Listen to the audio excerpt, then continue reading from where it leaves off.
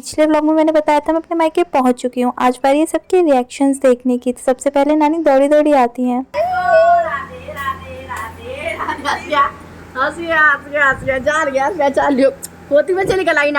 अभी शोना के लिए नई नई जगह है। यहाँ पे मामी नानी उसे इतना प्यार करने लगता है कि वो चिड़चिड़ाने लगता है और रोने लगता है। शर्म लग रही है।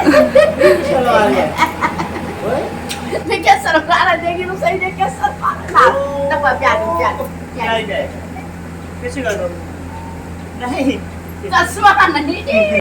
उसके बाद मेरी भाभी यहाँ पर हमारा स्वागत करती हैं। सबसे पहले काना जो कि उनका भांजा है उसके पाँव धुलाए जाते हैं। उसके बाद मेरे हस्बैंड के और उसके बाद मेरे। मुझे भी याद आता है कि अरे हाँ नेक भी देना होता है, तो फटाफट से उनका पर्स लेती हूँ और नेक के लिए निकाल लेती हूँ पैसे। बाद में मेरे शोना के लिए एक छोटा सा सरप्राइज होता है जिसे हम भी अनजान होते हैं। शोना सबसे पहले तो गिफ्ट लेता नहीं है क्योंकि वो पैक्ड होता है, उसे पता नहीं होता उसमें क्या होता है। सरप्राइजिंगली तो हमें भी नहीं पता होता कि उसके अंदर क्या है। जैसे ही मामी पैकेट खोलती है उसमें होती है ढेर सारी टॉय वाली कार्स, इसे देखकर बहुत खुश हो जाता है। यहाँ मैं फटाफट से उसके लिए खोलती हूँ और बिल्कुल मस्त हो जाता है शोना खेलने के लिए। नाना नानी सब उसके साथ एंजॉय कर रहे होते हैं। एक बात तो माननी पड़ेगी कि बेबी हो जाने के बाद ना सब सिर्फ बेबी के बारे में पूछते हैं, कैसा है, क्या करता है, क्या बोलने लगा है, क्या नहीं बोलने लगा। आपके बारे में कोई नहीं पूछता। और ऐसा ही कुछ हमारे साथ भी हो रहा था। मम्मी पापा दोनों ही अपना काम छोड़कर शोना में इन्वॉल्व थे, उसके साथ मस्ती कर रहे थे, गाड़ी छीन रहे थे और नानी बोल रही थी मेरे पास आ जा, लेकिन शोना नहीं जा रहा था। तो यहाँ पर शोना बहुत नखरे दिखा रहा था। अभी नया नया ना थोड़े दिनों बाद फैमिलियर हो जाएगा। घर पहुंच के ना नहा धो के अभी बहुत अच्छा लग रहा है। अभी मैंने थायराइड की गोली खाई है तो आधे घंटे वेट करती हूँ लगभग। उसके बाद देखती हूँ आज मम्मी ने खाने में क्या बनाया है। पूजा भी कर लेती हूँ। आज शिवरात्रि का भी दिन है और बहुत अच्छी फीलिंग आ रही है अब। वरना सफ़र में तो थकी गई थी, बहुत ज़्यादा थकान हो गई थी, आकर लेट ही गई थी थोड़ी देर के लिए।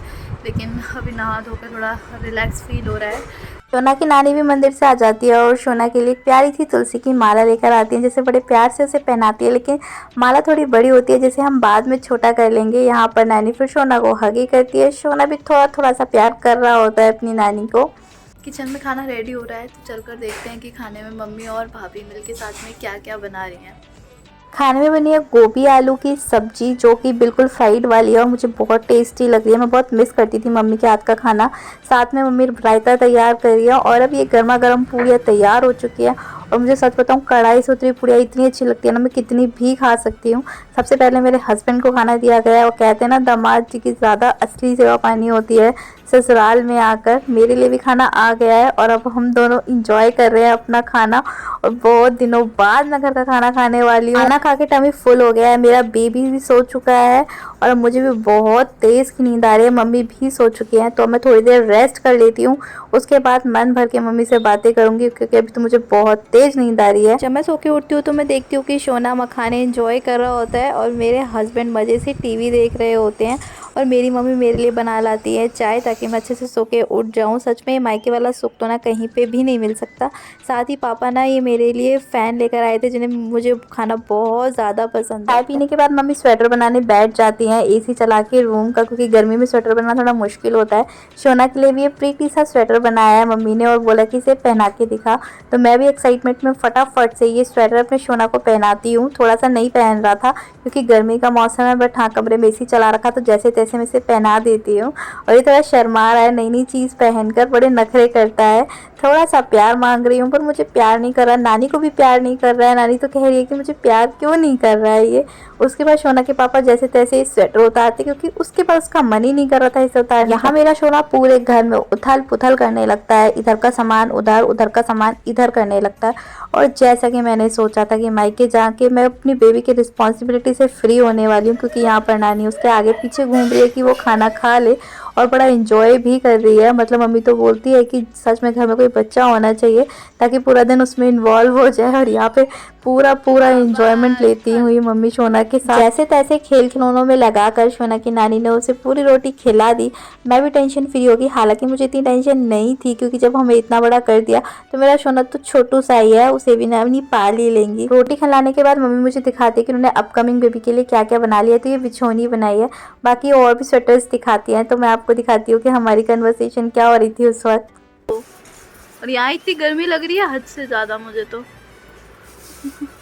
ये अच्छा बना है, लड़की हो गई तो बड़ी प्यारी लगेगी। अरे ये भी अच्छा है।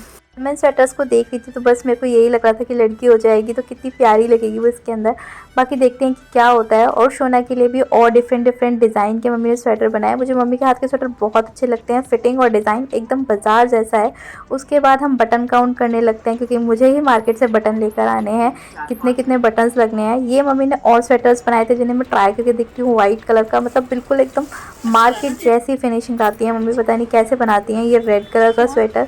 उसके बाद मैं अपने बिखरे बालों को अपनी माँ से संवारती हूँ। ससुराल जाके ना मुझे इसी चीज़ की बहुत याद आती है क्योंकि मम्मी जब छोटी करती हैं तो एक भी बार चेहरे पे नहीं आता और मुझे बहुत अच्छा फील होता है।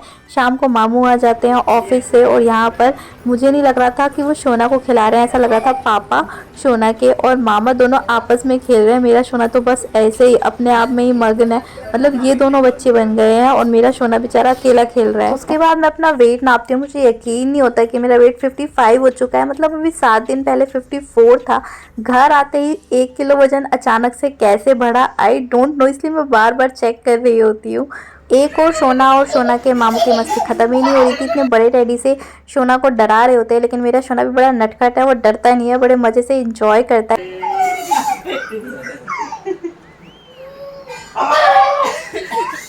यहीं पर छोटे नानू भी मिलने आ जाते हैं शोना से। नानू से मिलो, चलो जय जय करो नानू की, जय जय कर दो, पहले जय जय करो नानू की। छोटे नानू है सब, छोटे नानू जय जय करो, करो ना जय जय, छुई करो।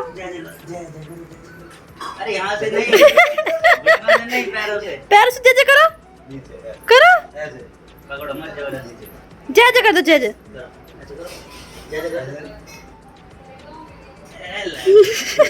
थोड़ी देर बाद शोना नानू से फैमिलियर हो जाता है और उनके साथ खेलता है। पापा की दाढ़ी नहीं है ना, नानू की दाढ़ी देखकर बार बार चेहरे पर हाथ फेर रहा होता है। मम्मी शाम की झाड़ू लगा रही होती है, इतने में पापा आ जाते हैं मेरे लिए फ्रूट्स और घर के लिए सब्जियां लेकर। मायके में मेरा बहुत ध्यान रखा जा रहा है, जो मांगो वो तुरंत खाने के लिए मिल जाता है। इसी बीच में मेरे हस्बैंड भी अपना वेट चेक करते हैं क्योंकि लास्ट में हम जाकर देखने वाले हैं जब हम यहाँ से जाएंगे कि हम सबका कितना वेट बढ़ा है, मतलब हम तीनों का कितना वेट बढ़ा है। यहाँ पर रात के डिनर की तैयारी होती है जिसमें मेरा भाई और भाभी दोनों एक दूसरे की हेल्प करा रहे हैं खाना बनाने में क्योंकि मम्मी की तबीयत थोड़ी ठीक नहीं है। यहाँ बनाया आज खाने में पनीर, जो कि मेरे हस्बैंड का बहुत ज़्यादा फेवरेट है। पापा और मेरे हस्बैंड दोनों एंजॉय कर रहे होते हैं अपने खाने को। मेरे लिए भी अलग से थाली लग जाती है खाने की, मेरा मन नहीं होता बट स्टिल मुझे अच्छा लगता है क्योंकि मैंने खुद नहीं बनाया था। रात के टाइम मम्मी पापा की पाँव की मालिश कर रही होती है तो यहाँ मेरे शोना भी अपने पाँव पर सार देता है कि मेरी भी मालिश करो और अपनी मालिश को पूरे तरीके से एंजॉय कर रहा होता है। मतलब जब से पैदा हुआ है ना तो मम्मी ने इसकी मालिश की है और इस तरीके से की है कि अपनी मालिश को एंजॉय करता है, आज तक नहीं रोया है मालिश कराने पर। तो अभी शोना के मामू इतनी रात को शोना के साथ जा रहे हैं आइसक्रीम लेने के लिए और शोना इतना खुश होता है ना पीपी में जाने के लिए कि मुझे अच्छे से देखता भी नहीं और बाय कर देता है। भाई आइसक्रीम लेकर आ चुका है और उसका बंटवारा मुझे ही करना है क्योंकि भाभी अभी अपनी पढ़ाई कर रही है तो मैं इसका फटाफट से बंटवारा करती हूँ और मेरा शोना से रुका ही नहीं जा रहा था इस आइसक्रीम के लिए। तो जल्दी जल्दी बिना पिघलाए इसे मैं काट लेती हूँ और सब मैं कर देती हूँ डिस्ट्रीब्यूट। अपनी भाभी को भी देने जाती हूँ लेकिन वो पढ़ाई में बिजी होती है तो मुझे वापस उसकी आइसक्रीम को फ्रीज में रखना होता है और हम सब यहाँ अपनी आइसक्रीम को एंजॉय कर रहे होते हैं। कैसा लगा मेरे मायके में पहला दिन आप सभी को मुझे कमेंट करके ज़रूर बताना। इसी के साथ मिलेंगे हमारे नेक्स्ट व्लॉग में। Bye bye.